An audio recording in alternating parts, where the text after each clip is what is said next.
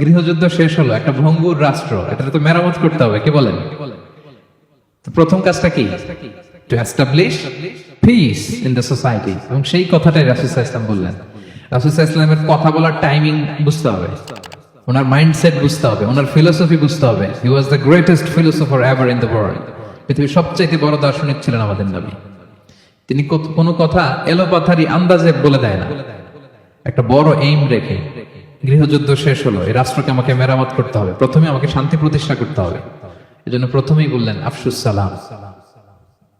আফশুস সালাম, শান্তির পয়গাম পৌঁছাও। যুদ্ধ, বিগ্রহ, বিশৃঙ্খলা, chaos in the society, এগুলোকে থামিয়ে দাও। এটা ছিল প্রথম মেসেজ। তারপর কি বললেন? খাদ্যদ্রব্য মানুষের নাগালে নিয়ে আসো, মানুষের ঘরে ঘরে খাবার পৌঁছে দাও। কারণ আগে তো পেট ঠিক থাকতে হবে, কি বলেন?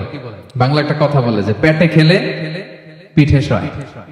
এবং আরবরা একটা কথা বলে যে এইখানে পৌঁছার আগে তোমাকে এইখানে পৌঁছতে হবে।